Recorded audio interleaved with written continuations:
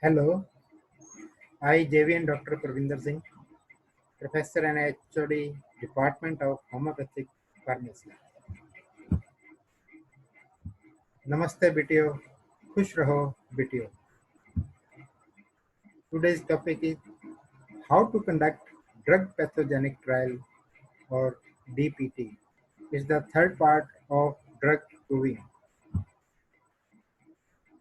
For proving a drug, there is two types of methods are used.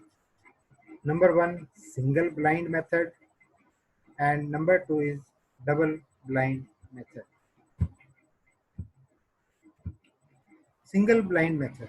In this method, the person who is conducting the proving, the, who gives medicine to be proved to one group of provers and placebo to another group. Here only the provers don't know whether they are taking medicine or placebo. So it is called single blind method. In this method, there are chances of human biasness.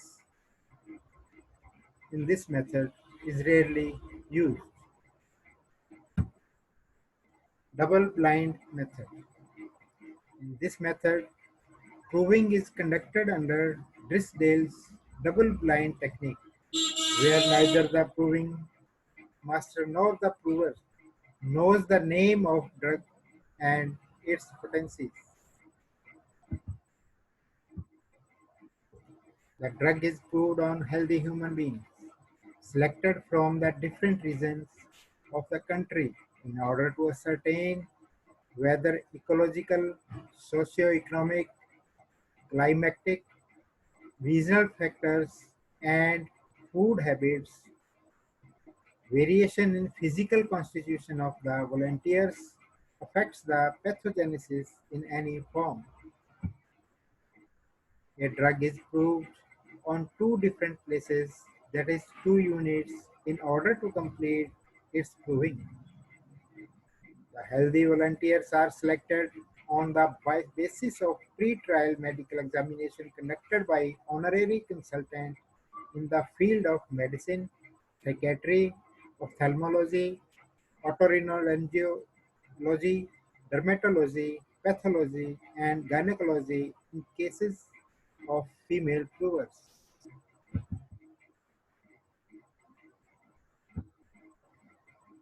Drugs are provided to the provers in the coded files, and provers are divided into two groups, one who receive placebo and other actual drugs. The master prover records the response of the provers in the prescribed proforma.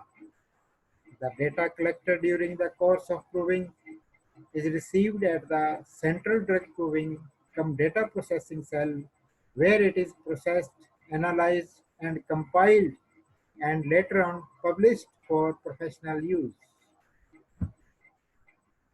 Next, recording of symptom during drug pathogenic trial.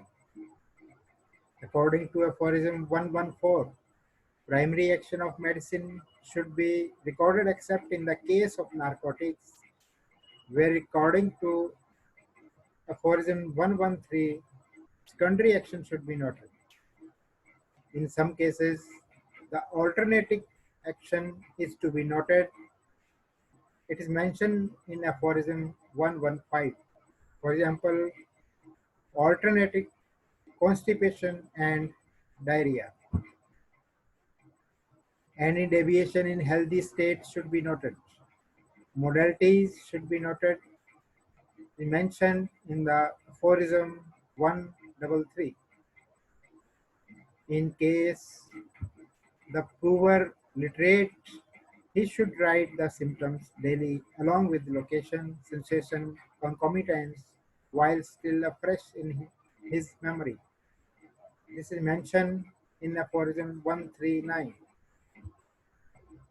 In case he cannot write, the physician who is conducting the proving records his symptoms from voluntary narration. This is mentioned in the Organon of Medicine in aphorism 140.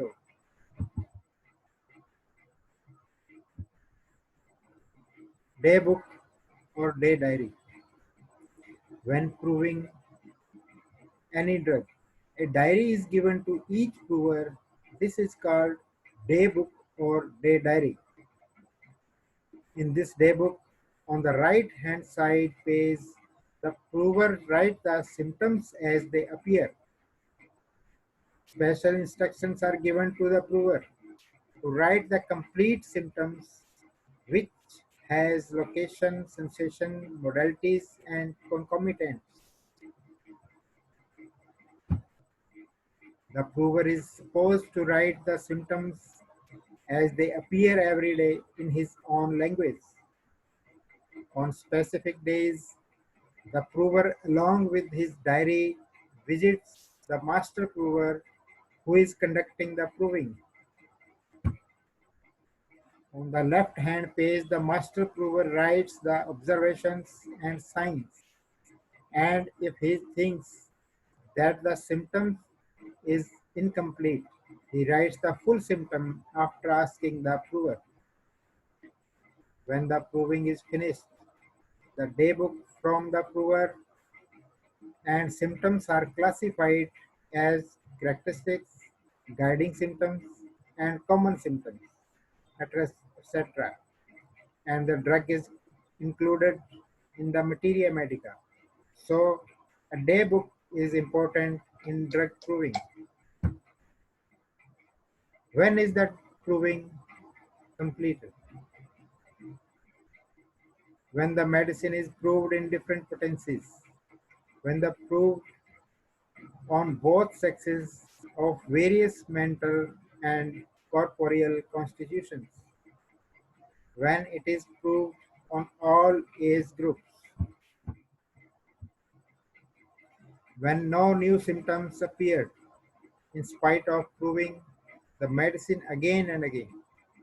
It seems that the drug proving very easy, but it is very delicate and difficult to prove the medicine. The current status of drug proving. The drug proving is carried in India as a part of research studies conducted by the Central Council of Homeopathy through its research wing that's called Central Council of Research in Homeopathy, CCRH, at its clinical verification unit distributed across the country.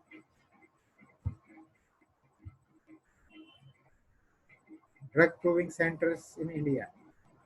Drug proving research unit Kolkata, West Bengal. Drug proving research unit Midnapur, West Bengal. Drug proving research unit Ghaziabad, UP. Regional Research Institute, New Delhi. Homeopathic Drug Research Unit, Lucknow, UP.